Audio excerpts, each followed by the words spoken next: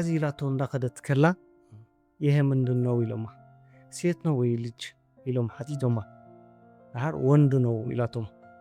ነገ ወንበዴ ይሆናል ይሎም አውርድ ይሎም ለተቆልዓት ይሎም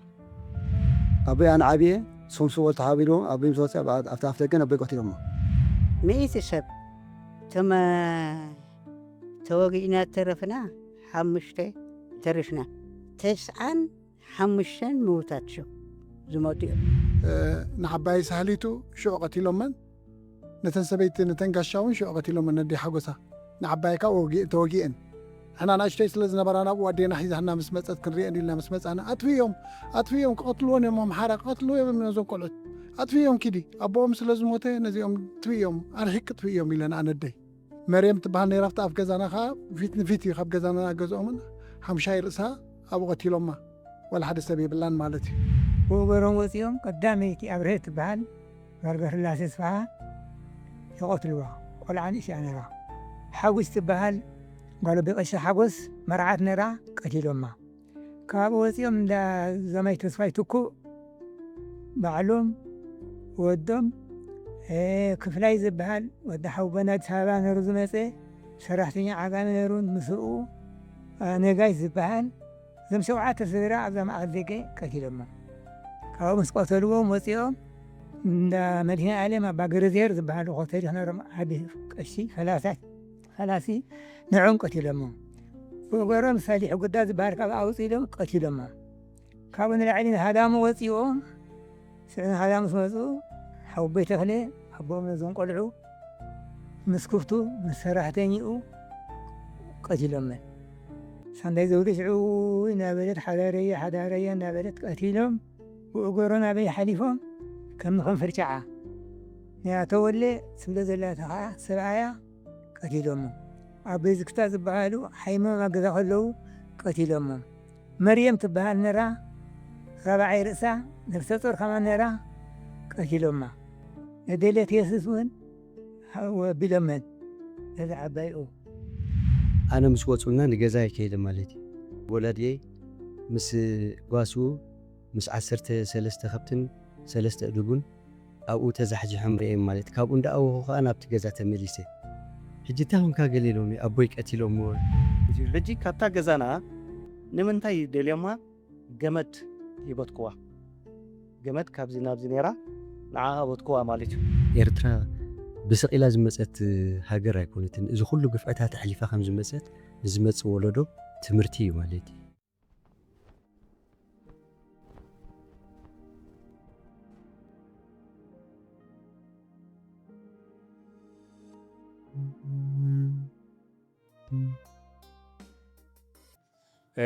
ስለዚህ እናተመላልኡ ነቲ ዛንታ ክዕልሉና እዮም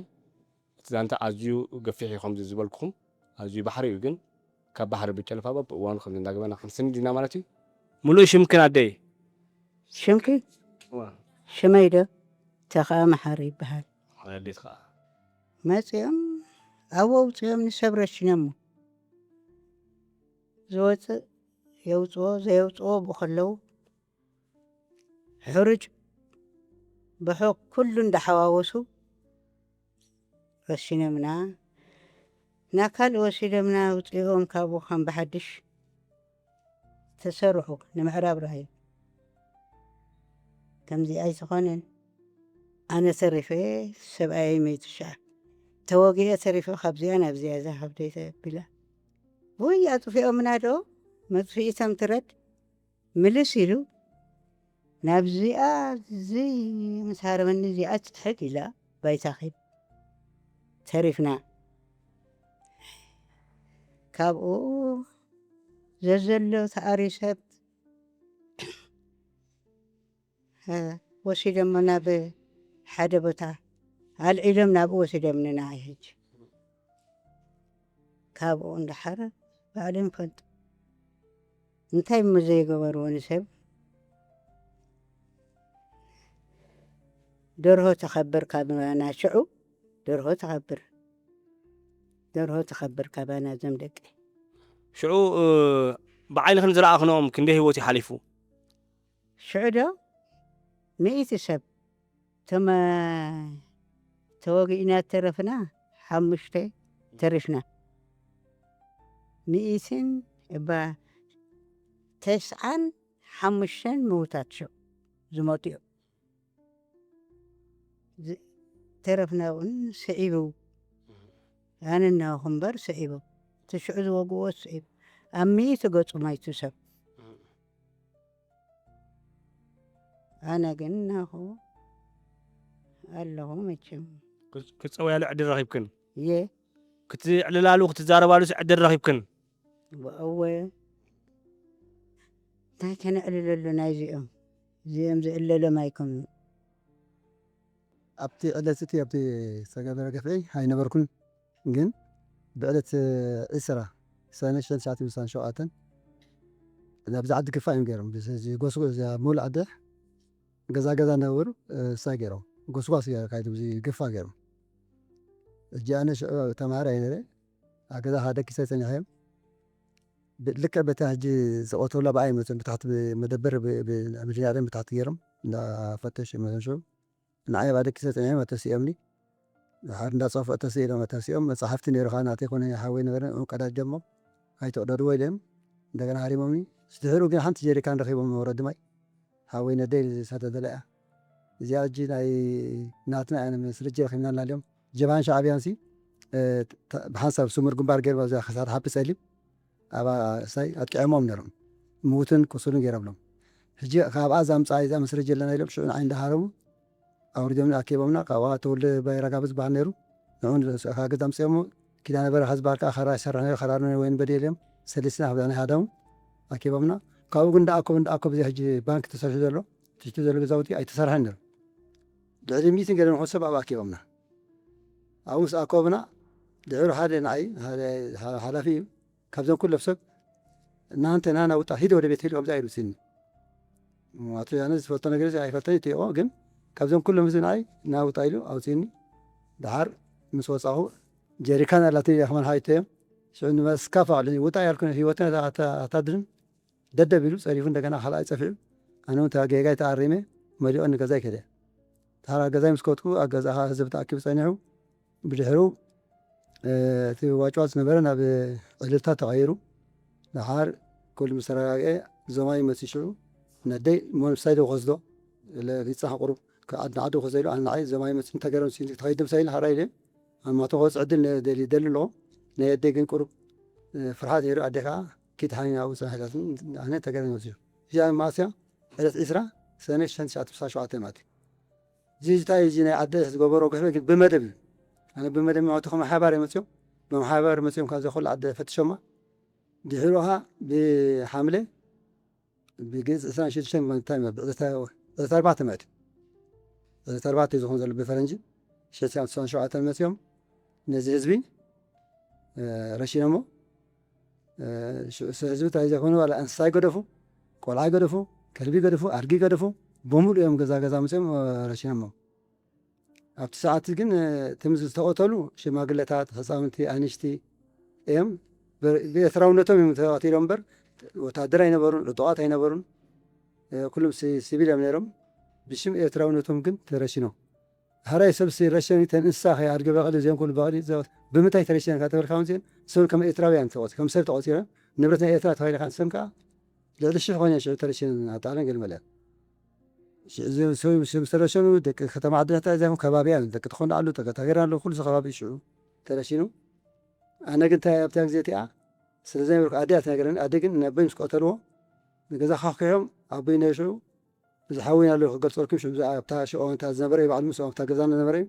ኣበይ ኣነ ዓብየ ስኹም ስቦል ተሃቢልዎ ኣበይ ምስ ወፅአ ኣብታ ኣፍ ደገን ኣበይ ቀቲሎሞ ድሕሪ ኣደይ ከዓ መፅኣ ስሒባቶ ነደይ ከዓ ኣብኣ ክቀትላ ምስ ደልየት ካልኣዩ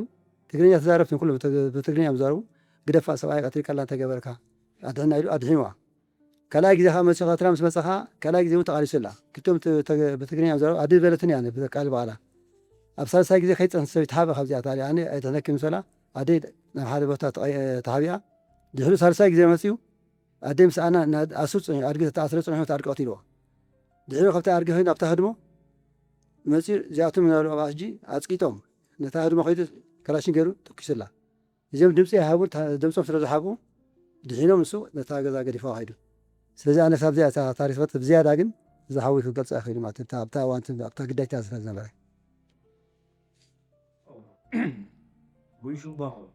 أيه كيان السعيد كيان السعيد هو هم ዝባሃል ዘሎ ሓምለ 67 ቀዳም መዓልቲያ ዝኹሉ ዝኾነ ቆሓይቶ ወፊሮም ቆሓይቶ ጀብሃን ርስዑ ምስ ገጨብዎም ንኸተማ ኣትዮም እዚ ምሕራስ ስጋ ንብለሉ ታሕቲ ብኡ ገይሮም ወፂኦም ቀዳመይቲ ኣብርሀት ትበሃል ወርገስላሴ ስፍሓ ይቆትልዋ ቆልዓ ንእሽተያ ነይራ ካብኡ ባዕሉ በሻቃ በላይ በጋይ ምድራር ዝበሃል እንተኾን ሓዲቦም ክኸዱ ኣብቲ ገዛውቲ በዓል እንዳ ብመኮነን ዝበሃል ገዛውቲ ኣብኡ ያኒ ኣብኡ ቀቲሎሞ ብገሮ ንላዕሊ ወፂኦም ሓጉስ ትበሃል ጓሎ ብቀሺ ሓጎስ መርዓት ነይራ ቀቲሎማ ካብኡ ወፂኦም እንዳ ዘማይ ተስፋይ ትኩእ ባዕሎም ወዶም ክፍላይ ዝበሃል ወዲ ሓውበን ኣዲስ ኣበባ ነይሩ ዝመፀ ሰራሕተኛ ዓጋ ነይሩ ምስኡ ነጋይ ዝበሃል እዞም 7 ስድራ ኣብዛ መዓልቲ ደገ ቀቲሎሞ ካብኡ ምስ ቆተልዎም ወፂኦም እንዳ መድሂና ዓለም ኣባ ገረዜር ዝበሃሉ ሆቴል ነይሮም ዓዲ ቀሺ ፈላሲ ንዖም ቀቲሎሞ ብገሮም ሰሊሕ ጉዳ ዝበሃል ካብ ኣውፂሎም ቀቲሎሞ ካብኡ ንላዕሊ ንሃዳሙ ወፂኦም ሃዳሙ ምስ መፁ ሓውበይ ተኽለ ኣቦም ነዞም ቆልዑ ምስ ክፍቱ ምስ ሰራሕተኝኡ ቀቲሎመን ሳንዳይ ዘውዲ ሽዑ እናበለት ሓዳረየ እናበለት ቀቲሎም ብኡ ገይሮ ናበይ ሓሊፎም ከም ንኸንፈር ጨዓ ንያተወለ ስለ ዘላተ ከዓ ሰብኣያ ቀቲሎሞ ኣብ ቤዝክታ ዝበሃሉ ሓይሞም ኣብ ገዛ ከለዉ ቀቲሎሞ መርየም ትበሃል ነራ ራብዓይ ርእሳ ነፍሰ ጡር ከማ ነራ ቀቲሎማ ነደለት የሱስ እውን ወቢሎመን እዚ ዓባይኡ ብኡ ገይሮም ድሓረይ ኣብታ ዘለናዮ ገዛ እንዳ ብየ መብራቱ ናብኣ ይኣተው ማለት እዩ ናብኣ ምስ ኣተው ውፅ ኢሎምና 4 ሰብዓ ነራ ነደለት የትን ኣዱን ኣቡን ማለት እዩ ኣነ ያ መጎስ ወዲ ሓወኒ ዝበፅሖ ኣብኣ ፀኒሕና ንሳቶም በተግለ መፁ ሕና ሓቀይሽ ኣይወፃናን ህድሞ እዩ ነይሩ ቆፎ ገለመለ ነይሩ ኣብኡ ፅግዕ ኢልና ንተርፍ እዞም ሰብኣይ ኣምፃ ኣቢሎ ከለዉ ጥይት ገይሮ ቀቲሎም ብመብራቱ ቀቲሎም ከይዶም ኣቢሎም ተመሊሶም ነደልየትካ ቀትለኒ ኢሉ ከምዚ ቢሎም ምስዐ ገርጊርዎን ይቆርብኦ ይጉንፀን ይቆርብኦ ድሓር ሓደ ወዲ ዝገይረ መፅኡ ተውቶ ሴት ነው ምን ያደረገሽ ይብሎም ማለት እዩ ካብኡ ዝገበረ ገይሩ ፈቲሱ ገለ ምሳኣነ ተመሊሱ ኣድጊ ተኣሲሩ ዝነበረ ከዓ ይቆትሎ ማለት እዩ ካብኡ ምስ ቆተሎ ሕና ናብታ ዘለና እያ መፂ እዛ ካዝና መለቲ ከምዚ ገይሩ ይትኩሳ ሕና ኣጋጣሚ ትሕት ኢልና ፀኒሕና እዚ ደሮና እዚ ባሩድ ገለመለ ናብ ነብስና ድፍን የብለና ካብኡ ምስ መፃ ኣዴለትየት ቅልቅል ኪዳነ እየ ኣለኻ ዶ እዎ ኣለኹ ዋይ ኣንቲ ወላዲት ኣምላኽ እንኳዕ ንስኻ ትረፍካ ዝወደይ ኣቦ ደቅኻ ግበረለይ ኢለን ሰይቲ ሓውበ እየ ማለት ኢለን ኣብዛ ባይታ 3 ግዜ ድፍ ኢለን ሰጊደ ኣቦኻ መብራህትስ ቀቲሎሞን እዮም ይርኦም ሰብሳብ ስለ ዝነበሮ ዝርአ ጭራ እዎ ንሪኦም ዘለና ካብኡ ንላዕሊ ወፂኦም ኣብኡ ነረን ደቀይ ክልተ ቆልዓ ይወልደ ነረ ሽዑ እንዳ ዓብደላ ሓይን ዝበሃሉ ጓያ ረዳ ወዲ በቀሺ መሓሪ ሓረስ ፀኒሓ ንሳ ከምዚ ገይራ ሚሐ ሕዛ ብለን ኣቴንኦም ኣቐበል ኣቢለንኦም ድሓራይ ሓደ ኣበይ የት ኣለ ባለቤት ገለመለ ይብለን የብልናን ግልብጥ ኢሉ ድሓር በትግርኛ እንደዛ ኢልዎም እዞም ቆልዑ ካበይ ወሊድክንኦም በትግርኛ ካብኡ ሓረስቶት እዮም ኣይ ገበሬ ናቸው እታ በዓልቲ ቤት እያ ኩምላ ትነግረኒ ህፃን መሰራይኦም ብሄር ይመሃራቸው ይመሃርኩን ኢሎም ገዲፎም ከምኡ እንዳበሉ ከምኡ እንዳበሉ ሕና ተሓቢእና እዚ ኩሉ ዝሓርታ ሰብዐ ዘላ ንፅባሒቲ ኢና ሓቅሒሽ ካብኡ ኣብኡ ገሮም ከይዶም ዝበዓል ጀማል ዝበልናዮ ሎም ከይዶም ብኡ ዓብዪ መስጊድ ወሪዶም ሳንዳይ ነግሻ ዋለ በሻቃ ኣባይ ትበሃል ነራ ንሳ ተስፋይ ዝበሃል ለገሰ ኪዳኔ ሓጎስ መብራቱ ሰመረ ዝበሃልካ ሓነይ ዝበፅሓኒ ምስ ብሮቶ ከሎ ኣብ ማእኸል ገዛ ከለዉ ብሓሙሽተኦም ኣብኡ ከለዉ ቀቲሎሞ ከምኡ እንዳበሉ ከምኡ እንዳበሉ ሬሳ ኣብ ክልተ ደርቢ ሓዲሩ ምሉእ ለይቲ ማይን ገለን ህርም ሓዲርዎ ንፅባሒቱ ሬሳኹም ኣልዕሉ ገለ መለ ኢሎም ንሰብ ነጊሮም ንናትካ ይስዕቡ ገይሮም ከምዚ ገይሮም ፍቅዲ ጨንቂ ሓሊፉ ሕጂ ሕና ካብ ፅባሒቱ ሃዲና ንባዕለይ ዓዲ ሕማይ ተኾንዳዕ ከይድና ዝኽእል ግፍዒ ሓሊፉ ከምዚ በሎ ግን ብዝያዳ ክሳይ ስለ ዝፈጥዎም ከምዚ በለተ 150 100 ገለን ዝኾኑ ተቐቲሎም እንስሳ ግደፈን ክብቲ ድየን ኣድጊ ድዩ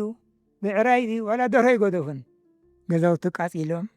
ሕጂ ናይ መዘጋጃ ቤት ኮይኑ ዘሎ ባሪ ነርሽዑ ኣቃፂሎሞ ኣብኡ ፀንሒ ቢራ እንዳሰተ እዩ ከምዚ ገይሩ ብግፍዕቲ ሓቂ ግፍዒና ሓሊፍና ኣብዚ ዓዲ እያ ምኽንያት ኣነ ይፈልጥ ኣቐኒለይ መንግስት ጉዕሽ ይበሃል ኣብቲ ሽዑ ግዜ እዚ ፍጻሜ ክፍፀም ከሎ ወዲ 7 ዓመት እየ ነይረ ሕጂ እዞም ዓበይቲ ኣሕዋትና ናይ ዓዲ ቀይሕ ዘለዉ ኣያታትና ኣቦታትና ክዝምትዎ ከለዉ ዝዓበየ መልክዕ ሰፊሕ ምኾነ ነይሩ እቲ ናትና ኣብቲ ሽዑ ግዜ ዝነበርኩሉ ግን ንእሽቶ ስለ ዝነበርኩ ወዲ 7 ዓመት ልክዕ ኣብ ሃዳሙ እየ ነይረ ኣነ ኣብ ሃዳሙ እንዳበይ ፊቶራር ዝፍሃ ኣብኣ ነርና ማለት እዩ ሕጂ ክፃወት ፀኒሐ ልክዕ ሰዓት 1 ኣቢሉ ክኸውን ከሎ ብከንፈር ጭዓ ብኡ ተኽሲ ተሰሚዑ እንዳቦይኹ ንገዛ ይኣቱ ማለት እዩ እታ ገዛና ሕጂ ምሳሕ ተቐሪባ ፀንሃኒ ነዛ ምሳሕ ግን ዕድል ኣይተዋህኩን ኣደይ ሕሪቲ ዘይተበይ ፊቶራሪ ኣስፋ ኣደይለታይ እንዳበይ ተወልደ መለስ ማለት እዩ ንዓ እቶ ገዛ ኢሎም ናብታ ውሽጢ ህድሞ ሒዞምና ይኣቱ ማለት እዩ ኣብታ ህድሞ ሕጂ 3 ስድራ ቤት ተዓቂምና ማለት እዩ ሕጂ ብደገ ምስ ተኳሕኩሐ ሓወይ ኢሎም ኣቦይ ሓጎስ ኣቦይ ተወልደ መፅኦም ብምባል ነታ ገዛ ምስ ከፈትዋ ኣብኣ ጢት ገይሮም ንዕኦም ንቦይ ሓጎስ የውድቆዎም ማለት እዩ ሕጂ ካብዚኣ ሕጂ ስድራይ ጠፊኦም ብምባል ኣቦይ ሕጂ ኣቦይ ኮማንዲስ ነይሩ ካብታ ሕጂ ናይ መከፋፈሊ ቢራ ዘላ ንሳ ሕጂ ታያ ማዓስከር ናይ ኮማንዲስ እያ ነይራ ሕጂ ካብ ኣቦይ እንተመፀ ንቦይ ሓጎስ ሒዙ ሆስፒታል እንዳኸደ ከሎ ወይም ኣምሓሩ ከዓኒ መፅኦም ንቦይ ክቐትልዎ ይደልዩ ማለት እዩ ሕጂ ኣቦይ ኣብቲ ሽዑ ግዜ ተወጊኡ ስለ ዝነበረ ቀቂድሙ ልክዕ ተጋድሊ ሓርነት መፅኦም ኩናት ገይሮም ስለ ዝነበሩ ነታ ቦታ እውን ኣጥቂዖማ ስለ ዝነበሩ ኣቦይ ሕጂ ኣብኣ ተወጊኡ ነይሩ ሕጂ ካብ ቦት ተኸዲኑ ነቦይ ሓጎስ ሒዝዎም እንዳኸደ ከሎ ክቐትልዎ ነቦይ እውን ይመፁ ኣቦይ ካብ ብረት የውፅቃሎም ማለት እዩ ሕጂ እስኪ ወረቐት ሃበና ምስ በልዎ ወረቐት ይህቦም ኣቦይ ወረቐት ሂብዎም ነቦይ ሓጎስ ንሆስፒታል ሒዝዎም ይኸይድ ሕጂ ካብኡ ተመሊሱ ናበይ ሒዙና ኸይድ ናብ እንዳባ ወረደ ንኸይድ ማለት እዩ ሕጂ ኣብታ እንዳቦይ ተወልደ መለስ ተሓኒት 2 ሰብ ኣብኣ ወዲቖም ይፀንሑ ማለት እዩ ድሕሪ ሕጂ ምስ እንዳቦይ ፊቶራሪ ኣስፋሃ ዝነበሩ ንግስትን ክብሮምን ዝበሃሉ ነይሮም ክብሮም ምስ ወፈረ ኣይተመልሰን ኣብኣ ከሎ ቀቲሎሞ ማለት እዩ ንግስቲ ግን ተወጊኣ ሕጂ እቶም 3 ስድራ ቤት ብከምዚታት ድሕና ማለት እዩ ሕጂ ካብታ ገዛና ንምንታይ ደልዮማ ገመድ ይበትክዋ ገመድ ካብዚ ናብዚ ነይራ ንዓ በትክዋ ማለት እዩ ሕጂ እታ ገመድስ ንምንታይ ትደልያ ከኣስሩላ ድዮም ደልዮም ዋላ ከሓንኩላ ድዮም ደልዮም ክርዳእኒ ኣይከኣለን ክሳብ ክዛ ሕጂ ማለት እዩ ሕጂ ግን እቲ ዝነበረ ግፍዕታት ንፅባሒቱ እቲ ነገር ምስ ዝሓለ ብብዙሕ ሰብ ከም ዝሞተ ስድራይ ክዛረቡ ከለዉ ሰምዖም ነይረ ኣብቲ ሽዑ ግዜ ግን ወዲ 7 ዓመት እየ ነይረ ኣነ ሙሉእ ሽመይ ታደሰ ፀጋይ ገብሩ ይበሃል ኣነ እኳ ናይ ዓባይ ዛንታ እየ ከዘንቱ ዓባይ ሓፍተን ንዐንካ ነይረን ኣብ ገዛና እየን ዝሰፍራ ነይረን ሳልሰይቲ ከዓ ካብ መሳልሕ መፅአን ዕንጨይቲ ክሸጣ ኢለን ኣደይ ሓጎሳ ዝበሃላ ሕጂ 3 እየን ኣብታ ገዛ ነይረን መፅኦም ኣምሓራ ኳሕኳሕ ምስ ኣበልዎን ሰላማዊ ኢና ኢለንኦም ኣይ ክፈሽ ኢሎመን ወላ ሓንቲ ክሰምዓ ኣይከኣላን መቸም ከፊቶሞ ትማዕፆ እውን ዱልዱል ስለ ዘይኮነ ገርጊሖም ኣትዮም ንዓባይ ሳህሊቱ ሽዑ ቀቲሎመን ነተን ሰበይቲ ነተን ጋሻ እውን ሽዑ ቀቲሎመን ኣደይ ሓጎሳ ንዓባይ ከዓ ተወጊአን ደመን ፈሲሱ እቲአን ሓፍተን ሞይተን ሓፍተይ ይብላ ኣብኡ ነይረን መቸም ሽዑ እቲ ግፍዕታት ምስ ተፈፀመ ንዐን ናብ ሆስፒታል ወሲዶመን ኣብ ሆስፒታል ድሕሪ 10 ገለመለ መዓልቲ ዓሪፈን ሕማቕ ማህረንቲ እየን ተሃሪመን ነይረን ንሕና ንእሽተይ ስለ ዝነበራ ናብኡ ኣዴና ሒዛና ምስ መፀት ክንሪአን ኢልና ምስ መፃና ኣጥፍዮም ክቐትልዎን እዮም ኣምሓራ ክቐትልዎ እዮም ነዞም ቆልዑት ኣጥፍዮም ኪዲ ኣቦኦም ስለ ዝሞተ ነዚኦም ደቂ ወደያ ኣጥፍዮም ኣርሒቅ ክጥፍዮም ኢለና ኣነደይ ንሕና ብኢጊላ ጌርና ብእግርና ማለት እዩ ንሰንዓፈ ሃዲምና ከይድና እሳተን ሰለስቲአን ኣብኡ ተቐቲለን መርየም ትበሃል ነይራ ኣብቲ ኣፍ ገዛና ከዓ ፊት ንፊት እዩ ካብ ገዛና ገዝኦምን ሓምሻይ ርእሳ ኣብኡ ቀቲሎማ ዋላ ሓደ ሰብ የብላን ማለት እዩ እሞ ኢና ንብላ ወለቢ ሓጂ ዓብደላ ኣንዳቤ ሓጂ ዓብደላ እዮም ዝበሃሉ ንሳቶም ኣብኡ ተቐቲሎም ትግፍዒ ግፍሕ ዝበለ እኳ እንተኾነ ንሕና ንእሽተይ ስለ ዝነበርና ብዙሕ ገፊሕን ኩሉ ክፈልጥዎ ዝኽእሉ ሓሊፎም እቶም ስድራ ቤትና እምበር ኩሉ ዝፈልጥዎ ነይሮም እቲ ዛንተኦም ግን ከምኡ ይመስል ስመይ መምህር ዓብለል ተክለ በሃል ሕጂ እዚ ፍጻሜ ክፍፀም ከሎ ኣነ ወዲ 7 ዓመት ከባቢ ነይረ ኣብቲ ፍጻሜ ዝፍፀመሉ ዝነበረ ግዜ ኣብ ታሕቲ ሩባ ዝበሃል ኣሎ መሬት ናይ ሕርሻ ቦታ ኣሎ ናይ ሃዳሙ ኣብያ ነይረ ምስ ካልኣይ ነይረ ብኡ ሕጂ ተኽሲ ምስ ተተኮሰ ብከንፈር ጫዓ ንብሎ ኣሎ ብኡ ደይብና ድሓር ፃዕፂዑ እቲ ተኽሲ ንገዛ ኣተኹን እንዳቦይ ብስራት ካሕሳይ ዝበሃሉ ዓብ ሰብኣይ ኣለዉ ሁላ ናሓውበና ዝብፅሑና ኣብኡ ኣትየ ዓብ ሰብኣዮም ኣቲና ምስኦም ኮፍ ኢልና ሕጂ ተፀጊዖም ንሶም ጸሎት ገብሩ ነይሮም መፅኦም ወተሃደራት ክፈቱ ኢሎምና ብማሕርኛ ገይሮም ማለት እዩ ሓንቲ ጓል ነይራ ብኡ ጓል ቦይ ፍትዊ ሓጎስ ዝበሃል ምነት ትበሃል ያስማ ንሳ ብማሕርኛ መሊሳ ሰላማውነን ኢላቶ ከፊቱ ኣትዩ ሕጂ ብክልተ ጎድኒ ናይቲ ማዕፆ ብረት ዝሓዙ እዮም ዝሕልውኻ ተኺልና ወፂና እቶም ሰብኣይ ምስ ረኣይዎም ወላ ሓንቲ ኣይበሉና ንዓና ሕጂ ከይተዓፅዎ ከምዚኣ ጌርኩም ከፊትኩም ሱቕ በሉ ኢሎምና ከይዶም ምስ ከዱ ኣነ ምስ ወፁልና ንገዛ ይከይደ ማለት እዩ እዚ ሕጂ ዝንትዎ ዘሎ ናይ ወላድየይ ምስ ጓስኡ ምስ 13 ከብትን 3 እዱጉን ኣብኡ ተዛሕዚሖም ርአዮም ማለት ካብኡ እንዳኣወኹ ከዓ ናብቲ ገዛ ተመሊሰ ሕጂ እንታይ ኮንካ ገለ ኢሎም ኣቦይ ቀቲሎሞ ኢለዮም ሕጂ ኣቦኻ ኣይቆትልዎን እዮም ሰራሕተኛ መንግስቲ እንታይ ኢሎም ቆትልዎ ኣብዚ ቤት ፍርዲ ይሰርሕ ነይሩ ቦይ ሕጂ ሰራሕተኛ መንግስቲ እንታይ ኢሎም ቆትልዎ ገለ ኢሎም ካብኡ እቲ ሰብ ዘለዎ ናብቲ እዚ ሓውና ዝብሎ ፀንሐ እዚ ሕጂ መከፋፈሊ ቢራ ዘሎ ቀደም ዓስከሪ ነይሩ ናይ ኮማንዲስ ኣብ ግዜ ደርጊ ማለት እዩ ናብኡ ሒዞም ይኸዱ ነይሮም ቆቁሩብ እንዳገበሩ ሒዞሞም ይኸዱ ነይሮም ሕጂ ኣብቲ ቦታ ንዓናኻ ንስድራይ መጀመርያ ወሲዶሞም ብድሕሪኡ ከዓ ንዓና መፅኦም ወሲዶም ሕጂ ደይ ኣብኡ ትበኪ ነይራ እቲ ታሪካ ከምዚ ይመስል ማለት እዩ ሕጂ ንሕና ንፈልጦ ብኣፈ ታሪክ እዩ ማለት እዩ እዚኣ ብግብሪ ዝረኣኽዋ ዝዕለኩም ሰናሕኩ ትኻልእ ግን ኣከባቢና ዝተገበረ ዛንታ ኣብ ኣከባቢና ዝተገብረ ግፍዒ ገለመለ ኩሉ ብዕላል ኢና ንፈልጦ ከምዚ ሕጂ ዝብዛርቦ ዝነበሩ እዞም ኣሕዋት ከምኡ እዩ ማለት ካብኡ ዝተፈለየ ኣይኮነን ናይ ፀላእ ጉዳይ ስለ ዝኾነ ግፍዒ ከቢድ ግፍዒ ሓሊፉ ነይሩ ማለት እዩ ኣነ ፀጋ ተወልደ ይበሃል ኣነ ግን ኣብቲ ሽዑ እዋናት ጓል ዓመት እየ ነይረ እዚ ዛንታ ክዛረቦ ፀርክቦ ዞም ስድራ ዓበይቲ ንዓይ ዝወልዱ ዓበይቲ ወለደይ ማለት እዩ እቶም ዝነኣሱ ከዓኒ ኣሕዋተይ ማለት እዩ ኣነ ጓል ዓመት ስለ ዝነበርኩ እቲ ዛንታ እየ ድፈልጥ እምበር እቲ ኩነታት ከመይ ነይሩ እንታይ ነይሩ ክፈልጥ ኣይክእልን እቲ ዛንታ ግን ከምዚ ዘንበብዎ ተዛረቦ ማለት እዩ ካልእሲ ኣነስ እንታይ ነይሩ እንታይ ኣቢሉ ጓል ዓመት እየ ነይረ ኣደየ ከዓ ህለትካ ብዓብዩ ዝተዛረበቶ ንዓና ግን እንዳዓለባ ብዝዓዲ ስለ ዝኾነ እንዳ ሰብኣያ ብዝዓዲ ስለ ዝኾነ ምስ እንዳዓለባ ገዲፋሃልና ናብ ገዛኣ ደይባ ምሳሕ ክትገብር ኢላ ኣፍታ ዝተረኸበታ ከዓ ምስ ሰብኣያ ተረሽና ማለት እዩ ተሪፋ ከዓ ስለ ዝተረፈት ከዓኒ ተማሲላ ከዓ ዕብያሕና ኣብዚ ከምዚ ደረጃ ከዓ ዝሓና 3 ኢና ደጋ 3 ስላሴ ይግበረለ ኢላ ከዓ ዕብያሕና ኣነ ሙሉእ ስመይ ተስፋለም ተክለ ይበሃል ማለት ብዝያዳ ሓወይ ወዲ ወንዲ ዝንእሽተ ሓወይ ብዝኾነ ግን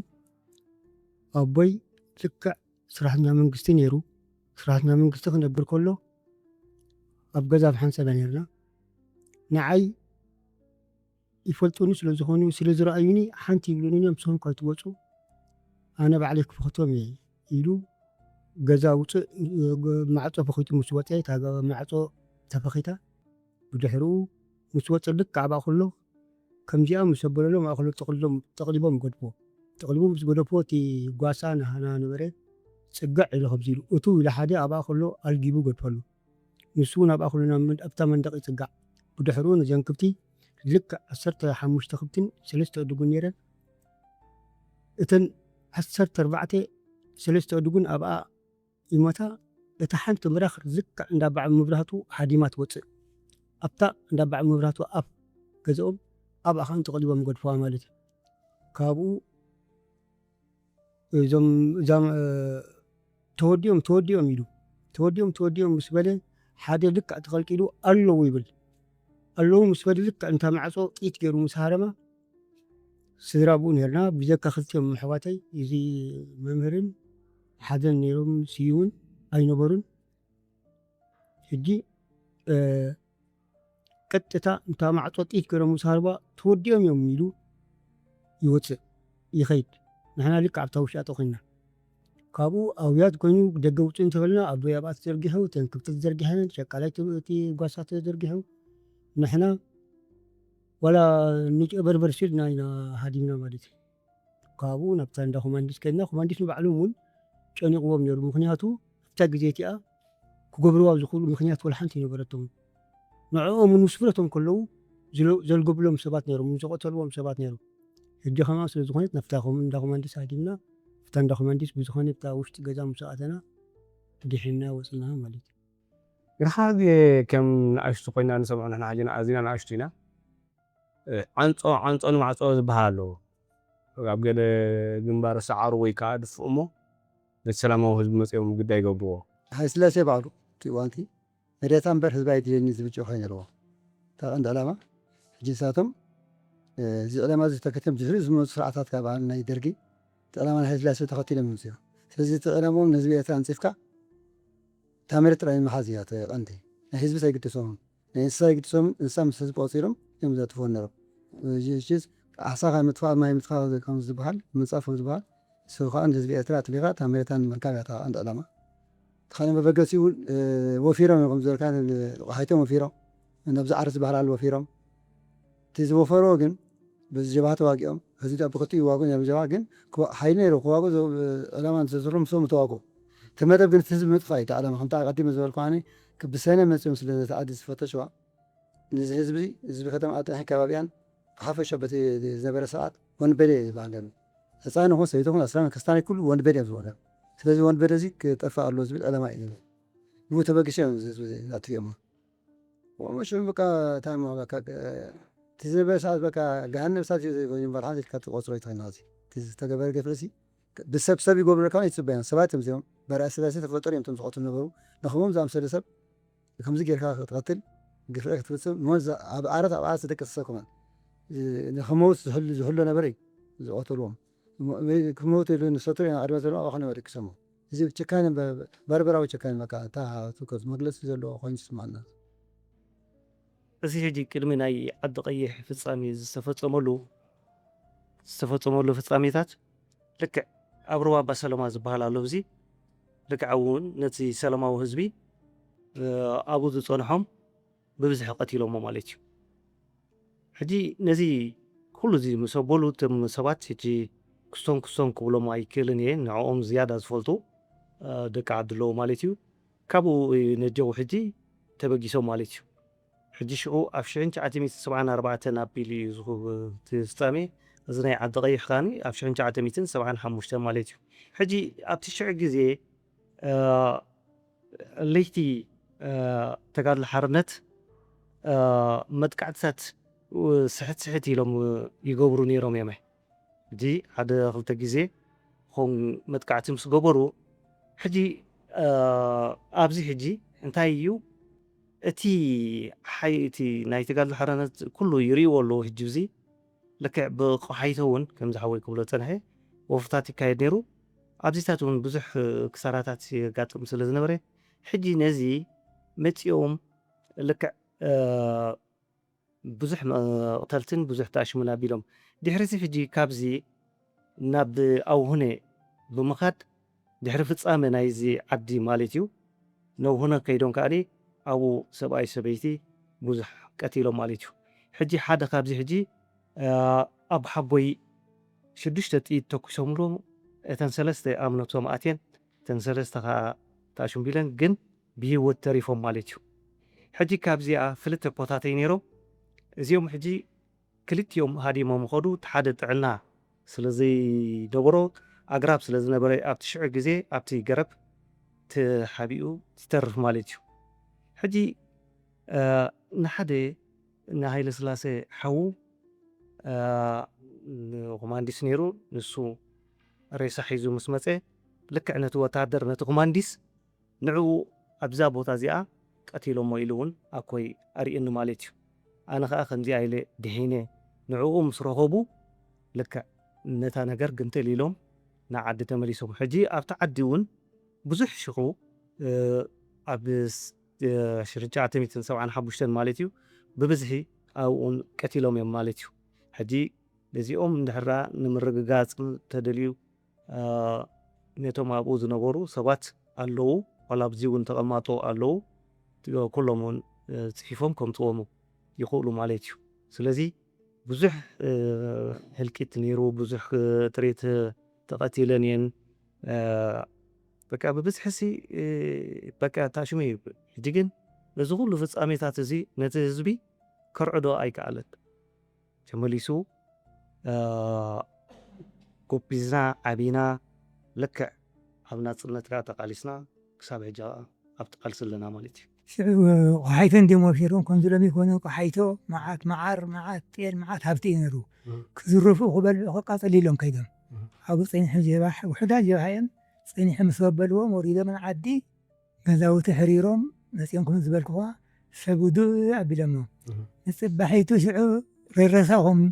ኣልዒሉ ምስ ተባህለ ኣብ ሻለቃ ተስፋይ መድሓኒ ዝበሃል ሓውቦና ነሮም ኣብ ቢያሳ ምስ ኣከብና ምስ ምልኡ መዓርቦም ገሮም ከይዶም ርስዑ ኣለኹም ኣዛዚ ናይቶም ጦር ዝነበረ ሕራይ እታ ላምከ ጥኢት ሒዛ እያ ፀኒሓትኩም እታ ብዕራይ ከ ጥኢት ሒዝ ፀኒሕኩም እታ ኣድጊ ከ እንታይ ሒዝ ፀኒሕኩም እንታይ ዝገበረ ሰብ እዩ ካብኣቶም ካብቶም ወንበዴ ትብልዎ ዝቐተልኩሞ ወይ ከዓ ዝሓዝከሞ ምልክት ኣለኩም ዶ እንታይ ዝገበርኩም ዝገበረ ህዝቢ ዝኽእልኩም ዝገበሩ ኣብ ማእኸል ዓዲ ዝጠፊ ኢሎም ተዛሪቦም ዓዲ ሕማ ህዚ እዚ ሕፀኹም እምበይ መርዓኹም ድሕሪ ህዚ እዩ ትግርኛ በቃ ትግረባይ ኢሎም ከም ኣገበሩ መዲሩ ኸይዱ ኣይደንጎየን ድሕሪ 2 ቀን ገለ ንዓረት ክወፍሩ ከለዉ ሓዋፁ ስግብር ብሎ ጀብሃ በፀኒሓ ኣብ ዕፉን ፀኒሓ ጓል ኣንስተይቲ ግብ ኣቢላቶ እቲ ከምኡ ዝገበረ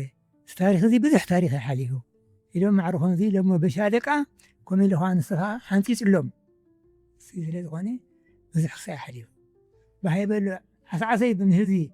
ዝደለይዎ ስለ ዘይረኸቡ በቃ ኮነ ኢልና ንህዝቢ ደቆም እንዳሎም ከም ዝገብሩ ዘለዉ ደቆም እንዳሎም ከም ዘየብልና ዘለዉ ኢሎም ህዝቢ ናብ ቆልዓ ሰበይቲ ናብ እንስሳ ከም ዝበልናኩም ከም መኮስተር ገርካ ተኮስትሮ ክስትሩ ይረመና እንዳ ኮማንዲ ዝሕባእ እንዳ ቦዲ ዝሕባእ ገርና ኣብኡ ከምዘለከማ ካብ ሞት ዝተረፈ ክሳብ ሕጂ ኣለና ንበልዕ ኣለና ኣነ ሽዑ ክልተ ቆልዓ ይወልደ ነይረ ደቂ ሕጂ ዕብየት ኩሎም ተጋደልቲ ኮይኖም ሕና እውን ክሳብ ሕጂ ብረት ኣውሪድና ነበር ክሳብ ሕጂ ዓጢቕና ነርና ሽዑ ሰብ ናብቲ ከይጥርፍ ፈሪሁ ክልዒል ኣይክእልን እዩ ከምዚ ለካ ገሌም እንዳ ኮማንዲስ ገሌም እንዳ ቦዲስ ንዒሎም ምስ ጠረፉና እቶም ኮማንዲስ ገለ መለ ዝተረፈ ዝኾነ ብሂወት ቆልዓ ዘልዕልቲ ገለ ዘልዕሊ ገዛ ዝዓፅድ እዩ ገዛ ገፊካ ናብኡ ከይድ ኣብኦም ዘለኩም ዓንተቦ ኣብ ማይ ህርም ሓዲርዎም ሬሳኹም ኣልዕሉ ምስ በልዎም ሽዑ ነናትካ ልዕልካ ነናትካ ከይድካ ተቐቢሮም ከምኡ ስራይኻ ዘልኳኻ በሻለቃኻ ከምኡ ኢሎሞ ከምኡ ኢልካ ምልሽሎም ንስታ ኢሉ ግን ኣይሰበበቶን ድሕራስ 2 ቀን 3 ቀን ፀኒሑ ከም ቀደም ክወፍር ክብል ከዓ ሓዋፁ መይቱ ኣብ ኩናት ሕጂ ተመቀብር እዚ ኩላ ሕጂ መብዛሕትና ደቂ ሓደ ገዛ ኢና ገዛውቲ ኢና ደቂ ሓቦታትና ሓንቲ ገዛ ኢና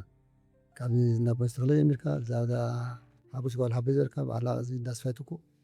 ንሓ ደቂ ዘርኣይ ዝበሃል ሓንቲ ገዛ ኢኻ ግን እቲ ቀባብራ እንታይ ይኹን ሽዑ ኩሎም ተደርቢዮም ምስ ሓደሩ ሽዑ ነናቱ ህዝቦም ቅበሩ ምስ ተባሃሉ ነናቱ ተፈላለዩ በቃ ንጅናተስ ናይ ኣቦይ ወዲ ሓበይ ኣብርሃም ነይሩ ወዲ ሓትነይ ከዓ ስለ ዘበታ ገዛ ተባዘ ብሔራዊ ነይሩ እዚኦም ሒዞም ቀቢሮም እንዳቦስካ ተፈላለዩና ተን ገዛ ነናትና ወሲና ሓደ ገዛ ክነሳ በቃ ዝከ ገዛም ሰው ሰብ የለ ኩሉ ሃዲሚ ተዛደበ ነፍሱ ሰድሓነ ቀብሪ ዝመጽእ ሰብ የለ ቤተሰብ ጥራይ ቀቢር ሕጂ ኣብ ሓንቲ ቦታ ይኸ ዘሎ ጀኹም ተመቃብሮም ከዓ ተመዓልቲ ሓምለ ዝተወዱ ኣብ ሓንቲ ቦታ ኣሎ ኩሎም ኣብ ኸይዶም ክብር ክብር ኣቢሎሞ ቀብር ግን ድሓይን ዝተወሰደ ዝኾነት ቦታ ዘሰክፍ ስለ ዘይኮነ እምበር ንሕና እቲ ዝገደ ኣነ ዝስማዓኒ ብናሰይ ክብሪ ናይ ወላሂ ሞት ይሞት ክብሪ ኣይረኸቡ ክብሪ ምስታሩን ኣይረኸቡ ባዕላ ደችስ ነፀላ ግብር ኣቢላትሉ ባዕላ ሰብኣ ጉታ ኣቢላ ናብ ቀብረካ ዚካ መቕበር ተኣጋቦ ክትገብር ዕድል የብለዎም ማቱ ኩሉ ፈሪሑ ተመይሶም ካይቀትሎም ፈሪሖም ጥራይ ንሶ ደልካ ጉትጎት ፈርካ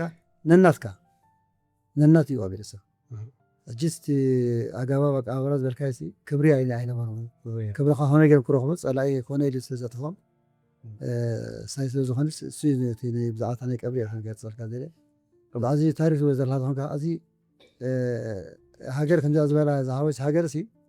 ወላ ኣረጊት ወላ ብዕራይ ወላ ኣድጊ መስዋእቲ ከፊልላ እዩ ኤርትራ ሲ ምኩሉ እዩ ከፊልላ እዚኦም ሰባት እዚኦም ተጋደልትን ኣይኮኑን ዕጡቃትን ኣይነበሩን ከም ኤርትራውነቱ ጥራይ ኤርትራዊ ዜጋ ተባሂሎም ተረሽኖም ተነሳ እውን ንብረት ናይ ህዝቢ ኤርትራ ተባሂለ ኣድጊ ተኮይኑ ኣገልጋላይ እዩ ተባሂሉ ብዕራይ ተኮይኑ ኣገልጋላይ ተባሂሉ ከም ኣገልገልቲ ከም ንብረት ተቆፂሮም ከም ተረሽኖም ግን በዚ ህዝቢ ኣይረዓትን ከም ዝበሎ ህዝቢ ኤርትራ ሚሊሽ እንዳዘያደ በርትዑ እንዳበርተ ይሕሪንዎ ስቢሞ ሓሪኑ ከይደ ከዓ በረኻ ከይዱ ተቃሊሱ እታ ናፅነትና መፅያ ንሕና እውን ከምዛ ይመትና ናፅነትና ዘረዝኸብና ከምዛ ይሞቱ መስዋእቲ እቲ ሰማዕታት ናይ ወለድና ሲ ፀገም የብሉ እቲ ደም ኮንቲ ይጠፍአል ስለዚ በዚ ዝረኸብና ዛባ ዝወለዶ ፅቡቅ ገይሮ ክፈልጦ ኣብ ውሽጢ ናብ ደገን ዝርከብ ነዚ መደብ ዝከታተሎ ዘሎ ንፁህ መረዳእታ ክህድዎ ብዛዕባ መደብ ፅቡቅ ድዩ ሕጂ ወዲኡ ሰብ ከምዚ ሕነ ዝደለኻ እቲ ሓዘን ንኸይርሳዕ ትኩስኩስ ዘለኻ ወይ ከዓ ትቅስቅስ ዘለኻ ኢሉ ይመስሎ እንተኾነ ግን ኣብ መንጎ ምሕዳግን ምርስዕ ጋር ፍልልያ ኣሎ ሕድገት ንቡር እዩ ሰብ ኮንካ ትዓድግ ኢኻ ምርስዕ ግን ፅቡቅ ኣይኮነን ክዝክሮ ኣለካ ስለዚ እስኪ ኣብኡ ይወስድ እዚ ጭቡጥ ትብሎ ዘለካ ክስነድ ኣለዎ ንሕና ከም ብጣዕሚ ሕጉሳት ኢና ንሕና እዚ ታሪክ እዚ መፂኹም ሓቲትኩም ንዓና ብምሕታትኩም እዚ ታሪክ ምንጓርና ሕጂ ሎም ተሓጒስና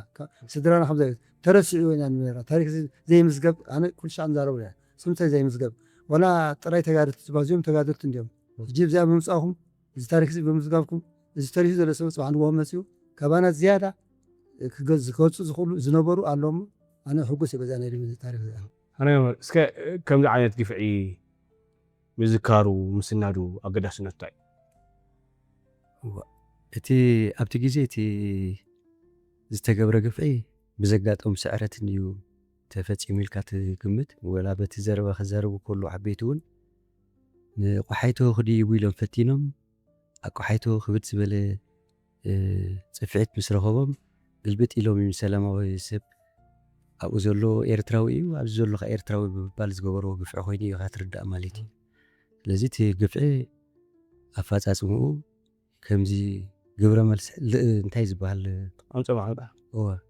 ከምኡ ኢልካ ኢኻ ክትዛረበሉ ትኽእል እምበር ዝነበረ ህዝቢ ወላ ሓንቲ ዝበደሎ የለ ወላ ምስ ዝኾነ ይኹን ክሳይ ዝፈፀሞ ነገር ኣይነበረን ኣብዚ ኮይኑ ሲ ወላ ኤርትራውነት ብውሽጢ ስምዖ ሃሉ ግን ኣብዚ ዝገበሮ ነገር ኣይነበረን ኣብዚ ናይ ግፍዒ ወላ ሓንቲ ኢድ ኣይነበሮን ኣብቲ ዝነበረ ኩናት ማለት እዩ ዘቐበሎ ቡምባ የለ ዘቐበሎ ጥይት የለ ኣብዚ ምድብ ስርሑ እንዳሰርሐ ከሎ እዮም ዝኩሉ ግፍዒ ውሂዶም ማለት እዩ ታሪክ እንዲዚ ታሪክ ክስነድ ከሎ ከዓ ንወለዶታት እዩ ዝመሰጋገር ሕጂ ዝመሰጋገር ናይ ወለዶ ኤርትራ ብስቂላ ዝመፀት ሃገር ኣይኮነትን እዚ ኩሉ ግፍዕታት ኣሕሊፋ ከም ዝመፀት ዝመፅእ ወለዶ ትምህርቲ እዩ ማለት እዩ ስለዚ እቲ ምስናዱ ብከምዚ መልክዕ ክሪኣ ንዝኽእል ማለት እዩ እትዮም ዝቐደሙ ኩሉ እኳ ነዚ ታሪክ ክትንትንዎ ዝኽእሉ ሰባት ኩላቶም ሓሊፎም እዮም ሕጂ እንታይ እየ ክብል ደልየ መሲልካ ካብ ቴስዓ እስካዕ እዚ ሕጂ ዘለናይ እዋን ብዙሕ ታሪክ ናይ ዓዲ ቀይሕ ሲ ምተሰነደ ነይሩ ብዙሕ ሓሊፉ ብዙሕ ግፍዒ ሓሊፉ እቲ ግፍዒ ዝፈልጡ ከዓ ኩላቶም ሓሊፎም ግን ናይ ደርጊ እዞም ሞይቶም ዘለው እዞም ዝሞቱ ስድራና ማለት ደቂ 70 60 80 ዓመት እዮም ኣናእሽቶ ኣይኮን ረኺቦም ሕነ ቀራናፅስ ንጓዕማማት ኮይኑ እዮም ነዚኦም መፂኦም ረሽሾሞም እምበር ተወሳኺቶም ኣፍልጦ ዘለዎም ኣይኮን ኤርትራዊ ጥራይ እዩ ኤርትራዊ መንነት እዩ ዘለዎም أنا كنت هاي بالمسيقى قربت لي دونجي خوم يبل تعالوا هو ما حليفهم بزحت حليفهم بزح كتنتنوا زخلوا سبات نيرهم حليفهم حج قرب تقاطر أسلا سيتحوين بر قالوا أنا حد يلا ما سي عبيز بلت مالتي أي كا مالتي حج انت يعني مالت مسيلوكا إحنا ناشتينا أنا أشتيك أي كونن إذن ما حزا قداموتي مالت تاريخنا وسدرا خان دحر زي تفلت كينكا ولادي خا خمي اللي مويتو أبي نيرو انتا خوينو دحر زي تفلت كينكا سبا يكون كان مالتي حج جن نزع الدلون محبكم كي حقو سنا أي ترفه قدم يلون تزخون جن بسفيحو متقلت نيرو أبا حنت قاسي أم تقبيرهم زون كلهم زراخيهم سلاماي كستاناي بزي فلالا يالو قاسي بالدعم نتخلي أبا حنت قاسي أم تقبيرهم ناتي ناتكاي الاستفال عليه يلن زي تهارمت مع صوبت إيت يلن قاليو معلتو على استبهال دحينو قاليو خاط أفيو مچم قفعنا يتلاي إذا خبها لا يكألني كبيديو إذا إيرتراو مخان ترايمبر زقبروا النجار يقولون ولا حتى نجار يبدلن كبدل زخل بسوونه يكونن عبي إمير سب فلاس سب تقصيان عتيقة مقتل مسكبتو سنتاي انت خطب له تقل دحن خالص قال دحن فلاس مع القبع نا بتقصيان قال لي مس قاسو مسكبتهم أبو رشيشهم قد يفهموا أبا تقول له بدي ما بدي أبا جرس جيرز بحاله حجي كبيدي بزحيو تقفأتات بزحيو زقولا دخلنا مو بسكاس قالوا لحنا تبتغسيان نبرة وسكشو كله وسيلة نجازنا بمن أتمنا نهدا من نجازوتنا ده حدث أبو خلو بقنقر جرس كوي تو باكل كوينو ستيبو بقنقر دحر وريدمات مسأتو نو تسرع جمو تسرع تسفاي نيرو ولا أخذا كل مزم سدرانا تسرع قول عزئة قول عمس نيرا قول عزئة لو بالكن شعو لسا حواو النيرو تمحواتا سلستي أبو كلهم تسرع من كل يبلتون قولوا أتاب مريم تاجرناكم منها جابها شعب يخونكم أتحجي مزيا أنس الناس لكم زور أسكش مرامزي مش بلهم بزيئة مع كرت من جهرم لتسوي مريض دملي إلو كابو حيزوو توتهدر قدوف ندابل حيزوو خيدو حكمنا مثلا أم بزخون فتن ندابلو هرمون مجمع وزي وأملاك ماليت كيدم نعاتاتهم تشبع يصرفون كماندس دينيرون دعي أم حراي دين دعي أين فلتن أي حساب يوصي النابل كاو نعم مش قدفهم وسيدهم ممتاز تسفاي كيدو حيزونا بسرحة إيلو حكمنا أبون دحكمهم مسرخبهم يا أبزيد لكم خم تسرع بالنا زمان سرح ذلو سرع أنكر الشنو أنت أنا إمت إيه جاب هاي كوني شعبي هاي كوني أنا إمت إيه نزي أنا إمت إيه يلو يو مزيخ هذا حين وانكاج عسرة سب سرع أم نايبل نسروز أنت هاي زي قبر ما أنت هاي زي قبر زي أمسي أنت هاي زي قبر هاي قبرون ترفوا بحيل عاملة فلا سندع وسلدو محروم وي غريلو بعد قال لهم يلوم أبتدغى جزانا إذا سلاميتي حامساي رأسا مريم تبهال أبو يزقتا أب عرات كله أرقت سبع أبا أخلوه ني سري أمم نبع الممهر بيني قد يفهمهم دحر أنا ودي شامبلي قل ملمس بلهم قد يفهمهم نعم أبزع عراتهم كله قصي لما نودي هنس قبرو كبرهم نشي ولا قبض نعو قسي لما حفتو توقيع ترفع مش وردون تحت خاء وندا قدا حمش تسب أبتها دم أيا بهرام مش حاتنو أبو زقص اليوم ماليس أب هذا متقص الأمزيون كله هو أقول في بالله متشم أملح زوجته ما عطون دقاق ما عطو بطيت اندهارمو يفكت له سوق إلا ما رشين بك تسرق عند بالك ترشين يسب زودي انتايو هلي إرترا حدا بحال اللو حدا ሕብረተሰብ ከዓ ጥቡቕን ሕማቕን ባህሊ ክህልዎ ተፈጥሮ እዩ ኣብ ምዝንታው ንፉዓት ኣይኮንና ብጣዕሚ ደፍመት ኣሎ ኣብ ተጋድልቲ ትበል ኣብ ኣቦታት ትበል ኩሉ ማለት እዩ እቶም ተጋድልቲ ከዓ ደቂ ህዝቢ እዮም ካብ ኢድ ኣመ መፅኦም ክዛረቡ ሕጂ እዚ ናይ ምዝራብሲ ከመይ ኢና ክንከውን ዘለና ኣብ ምስናድ ኣብ ምትራፍሲ ከመይ ኢና ክንከውን ዘለና أمسنا ها ولا ون تجي تبوت مكروين على حين نزمت زلها هل تمسينا تصبينا صفها بالله نجلس مرار الخيمة لنا سبقين كجلس الله كزارب الله كجلس على بدل التاريخ عندي التاريخ سبحان الله كم زي ناس بوسيلة مساتنكو بتجارب برهان زي خلاص أبعد زولو مسوي تجارب كم يتراو كويس رشيني تجيب عدم ببرهان سيز بيترا مسوات خبيرة كم زي مسات حساب خفرت له نزمت زلو تولدها كجلس الله نخجلس كا الدير الخيمة على لومي أصيبنا إحنا بحر استلفنا أنا سعودي نواتي يعني لكن هري زي كاكر دمات هيزو كمتز جبو نجراتي نيرو أب عضيح كليتيو هايمانوت مسلمنا كرسنا تبوز غنا ناي متأثر بزكون نجر ناي متعقف ولا أبزي كبابي هيوت من مدحن ብዙሕ ነገራት ዝተገብረሎ ሕጂ ኣብዚ ጥራሕ ተሓፂሩ ክኸይድ ዘይኮነ ወላ ኣብዚ ከባቢ ሰው ዝርከብሉ ቦታ ኣብኡ ከይድካ እውን ልክዕ ነዚ ታሪክ ክፍተሽ ክኽእል ኣለዎ ኩሉ ግዜ ሕጂ እንታይ እዩ ኣብ ታሪክ ድኽመት ኣለና ምክንያቱ ምስታሽዓ ግዜ ክስነት ዝግብኦ ግዜ የበልዕ እሞ እቶም ነቲ ታሪክ ዝፈፀምዎ ወይ ከዓ እቶም ኣብቲ ውዕሎ ዝነበሩ ኩሎም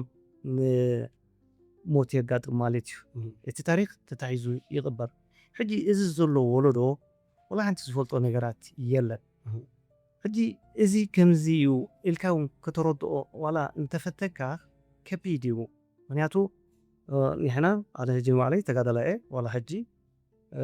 ነዊሕ ዓመት ኣለኒ ግን ንኩሉ ከረድኦም ዋላ እንተፀዓርኩ ክርድኡ ኣይክእሉን እዮም ምክንያቱ ልክዕ ጎስጓስ ክገድል ኣለዎ እንታይ እዚ እንድሕራ ንብል ኣለና ኮይና እቲ ካባና እዩ ኩሉ ግዜ ኣነ ንደቀይ እንድሕራ ኣብታ ገዛ ብዛዕባ ዝሓለፈ ሂወት ይምህር ኣለኹ ኮይነ ተሓደ ከዓ ልክዕ ከምኡ ኢሉ እቲ ታሪክ እንድሕራ ምሂሩ ናብቲ ንደልዮ ዘለና ዓላማ ክነብፅሖ ንኽእል ዳ ሕጂ ልክዕ በላሕቲ ቆልዑ ኣለዉ ክስንድዎን ክፅርፍዎን ዝኽእሉ እቲ ተራኺ ግን እንዳኸደ ይኸይድ ስለ ዘሎ ነዚ ሕጂ ኣበጊስኩሞ ዘለኹም መደብ ብጣዕሚ ፅቡቕ ንሕና ሕጉሳት ኢና ኣብቲ ሽዑ ንኣሽቱ ነርና ነቲ መስርሕ ልክዕ ተኣሽቢልና ኣብዚ ኣብ 1977 ዓዲ ቀይሕ ክትተሓዝ ብተጋድሎ ሓርነት ኤርትራ መደብ ነይሩ ማለት እዩ ሕጂ ኩሉ እቲ ነናዓዱ እቲ ሰብ ይወፅእ ማለት እዩ ሕጂ ኣብ ዓድና ኣብ ሁነ እዩ ማለት እዩ ኣብኡ መስኮትኩ ሕጂ ብዙሓት ተጋደልቲ ይፀንሑ ማለት እዩ ኣብኡ ማለት እዩ ሕጂ ካብቶም ተጋደልቲ ሓደ ምፅእ ኢሉ ሕቑፍ ኣቢሉ ይስዕመኒ እሞ ንበዓል እዚ እኳ ኣና ናፅነት ንቃለስ ዝነበርና ኢሉ የብል ማለት እዩ ድሕሩ ኣና ከዓ ልክዕ ተጋዲለ ነቶም ቆልዑ ከዓ ንዓኻትኩም እኳ ኣና ናፅነት ይፅእ ላዕሊ ታሕቲ ንብል ዘለና ብምባል ነቲ ዝዕለለን ኣብ 77 ዝዕለላ ተጋዳላይ ንባዕለይ ከዓ ደጊመ እያ እንደገና ንሳቶም ከዓ ሕጂ ተጋደልቲ ኮይኖም ማለት እዩ ስለዚ እንዳተወራረሰ ይኸይድ ኣሎ እዚ ግን ከይተሓለልኩም ላዕሊ ታሕቲ ድኻም ሃልክለዎ ነዚ ክትፅዕርሉ ብዕቱብ ክደፍእሉ ክትክእሉለኩም ንሕና ጥራሕ ዘይኮና ብዙሓት ዓበይቲ ሰባት ኣለዉ ኣብዚ ፍፃሜታት ዝተሳተፉ ብዙሓት ኣለዉ ሂወት ንምድሓን ላዕሊ ታሕቲ ዝብልዎ ዝነበሩ ኣብቲ ታሽሞ እዛ ሕጂ ሕርጊጎ ተባሂላ ትጥቀስ ዘላ ሽዑ እያ መስለኒ ተቐፃፂላ ኣብቲ ሽዑ ግዜ ኣብቲ ንብሎ ዘለና 1975 ሕጂ ገዛውቲ ከይተረፈ ስኢልካ ናይ ምቅፃል ባህር ነይሩ ማለት እዩ እቲ ኣብ ጥሪት ኣብ ሰብ ጥራሕ ዘይኮነ እቲ ገዛ እውን ነቲ መዕቆቢ ነቲ ህዝቢ ዝኸውን ዝነበረ ብጣዕሚ ኣብ ልዕሊ ሰብ ብዙሕ ጉድኣት ወሪዱ እዩ ብዙሓት ሰባት ኣለዉ ካብቲ ዝተረፈ ሽዑ ኣለዉ ኣብዚ ንፈልጦም ስድራ ቤቶም ሽዑ ዝሞቱ ንሳቶም መፂኦም ልክዕ ከምዚን ዝተፈፀመ እዩ ኣብ ልዕሊ ስድራና ኢሎም ከዘንትውዎ እንተዝሞፁ ትዝበለፀ ነይሩ ማለት እዩ ኣይ ሓቂ ሓራይ እሞ እቲ ዕላል ካብ ባሕሪ ብጭልፋ እዩ ናትና እውን ግዜ ሃልና ንሓቂ ሓሽ ድኽመት ኣለና ከም ኩሉ ድኽመት ማለት እዩ ኣብ ምምፃእ ጀሚርካ ኣብ ምንጋር ሓበሬታ ቁሩብ ድኽመት ኣለና ነተፃወየኩም ግን ንስኹም ሓራ ኢልኩም ምምፃኹም ለጋ ሓቂ ክትምስገኑ ግባእኩም ግዜኹም ዋኒንኩም ገዲፍኩም ምሳና ፀኒሕኩም ኣብዚ ካብ ባሕሪ ብጭልፋ ንዝክሮ ዘለና ክሳዕ የብሉን ትብልዎ ተሎ ግን ንዓኹም ዕድል ክህብ ክርሳዕ ዘይብሉ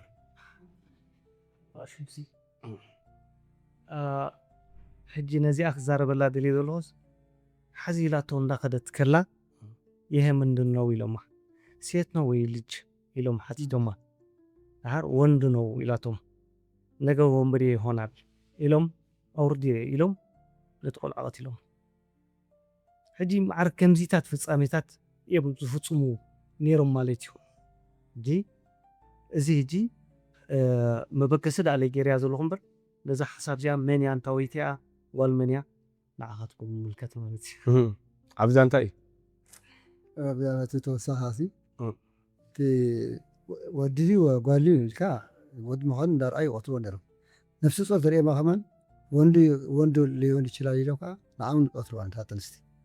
ወቱ ተኸውዳ ጓል ወይ ወዲ ክኾን ኣይፍለጥ ወዲ ክኾኑ ፅባሕ ንጎ ተተካ ኮይኑ ንዓና ቀትለና ኢሎም ጥንስቲ ኮይና ይቆትልዋ ነይሩ ኣብቲ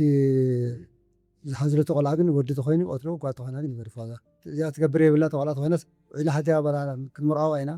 ትዘሪ ዋላ ክልውጡ ወይ ዘሉ ታሪክ ናይ ቤትና መንነት ናይ እታትዮም መንነቶም ጎበ ተንሽ ዝኾነ ይምርዓዎ ነይሩ ማት ዘሪ መንነትን ኣብቶም ኮስ ወተባዕታይ ተኮይኑ መንነቱ ስለዘልምነቱ ቃልስ መሃሉ ስለዝፈልጡ ወተባዕታይ ዝቆትሉ ነይሩ ሕጂ ሳጓል ዝኾነ ኮይኑ ገዛ ሕጂ ዝበልኩማ ግን ትቀፅልዎ ሓና እዚ ነገር እዚ ደንጊኹም ኣልማ አንተም ኢላኩም ደንጊኹም ኣለዎም ዝበለ ዝሓወለ ዝቐሓይተሎ ክንደይ ሰብ ተረሸነለ ክንደይ ምስ ገዛውቶም ተቃፀለሎ ምስ ከንቶም ኣለዉ ፍሒኹም ነገርኩም ብዙሕ ታሪክ ትረኽቦኹም ኣነ ከማን ኣይተዳለናን አንደበት ኣወናትና ሕጂ ትፅውዕሎም ኢለምና መፃ እምበር ብዙሕ ነዚ ነገር ተዳይነትን ኣይመፃን ተን ቁርብ ዝተራየና ንዘረብ ዘለና ኣፃልስ ካብዚ ወስተኸይዶ ኣለዎ ሓ ምን ኣሎ ክርሳዕ ዘይብሉ ኣነ እንታይ ክብል ደልየ ብዛ ናይ ሓምለ 75 ዝነበረት ቀዳም መዓልቲ ኣጋጣሚ ኣቦይ ምስ ሓፍቱ ይሞይቱ ሽዑ ሕጂ ኣቦይ ምስ ሓፍቱ ክሞት ከሎ ወደ ክልተ ሰለስተ ደቃ ነይረና እቲ ወዳስ እንዳበኸየ ንሱ ከምዝናትና ናይ ኣቦይ ኣማወታ ኣይኮነት ሞይታ ብበራሪ ጥይት ንሳ ክትዓፁ ማዕፆ ኣጋጣሚ ሃሪምዋ ኣብኡ ከላ ከዓ ተቢላ ማለት እዩ ሕጂ ትወዳ ስውእ ሕጂ ኣብቲ ግዜ ጨፈና ኢና ንብሎ ነርና ድሓር ግን ተስፋን ክእል ከም ዝኾነ ስሙ ብኣሕዋቱ ፈልጥና ማለት እዩ ካብኡ እንዳበኸየ መፂኡስ ንገዛና ንቦይ ክነግር ሞ ኣቦይ ከዓ ሓፍቱ ሞይታቶ ኢሉ ከረድኦ ይሓሲቡ ማለት እዩ ኣቦይ ከዓ እታ ፍፃሜ ፀኒሓቶ ሕጂ ኣክልቲኡ እቲ ኣቐድማ ኣቢሉ ናይ ስነ ስርዓት ቀብሪ ኣሎ ክትዛረበሉ ብዘሰክፍ ማለት እንተ ሰብሲ እንተ ሞይቱስ ቁሩብ ናይ ስነ ስርዓት ቀብሩ ክስራሕ ትገብር ኣለካ ሕግታቱ ዘይኮነስ ምስ ሞተ ኣካላቱ ክዛረጋሕ ክለ ነይርዎ ምስ ተሃረሙ ብዘለዎ እዮም ተጨባቢጦም ኩሎም ሞይቶም ማለት ሕጂ እዚ ኣቐዲሞም ዝዛረብሉ ዝነበሩ ንምስሙ እዩ እቲ ኣቀባብራ ከም ቀብሪ ዝፍለጥ እምበር ሓመድ ድፍን ድፍን ኣቢልካ ምውፃእ ነይሩ ዋላ ኣብቲ ዝቐብር ዝነበረ እቲ ከባቢ ናይ ወታሃደር ስለ ዝነበረ ቀሲምካ ትረግፁ ትቐብረሉ ግዜ እውን ኣይነበረን ስለዚ እዚኣ እውን ኣለ ንቡርሲ ኢኖ ንቡርሲ ኣይነበረን ንቡር ኣይነበረን ኣብዚ ዘምሰዩ ኩሎም ስድራና ኣዚና ነመስግን ስለቲ ክቡር ግዚኦም ዳሃብና ብልቢ ነመስግን ነዚ ዛንታ እዚ ኣብ ኩሉ ንክባፃሕ ንዘርግሓዮ ንዕልለሉ ንሰንዶ ንዘራረበሉ ንዕልለሉ ታሪክና እዩ ዝተረፈተሉ እውን ኣብ ትርኢቶ ፀሓፉልና ክንበዓቕምና ክንበፅሒና ብዓቕምና ከዓ ክንገብር ኢና ኣብዚ ክርስዕ ዘይብሉ ናይ ብሓቂ ዝቐኒየና መደባት ንውድእ ስለ ዘለና ምምሕዳር ዞባ ዓዲ ቀይሕ ስለቲ ኩሉ ደገፉን ምቕሉልነቱን ዝረኣየልና ፍቕሪ ምስ ህዝቢ ዓዲ ቀይሕ ብምሉኡ ኣዚና ብልቢ ነመስግን ክብረት ሃበልና ነጋይሽና የመስግን ሰላም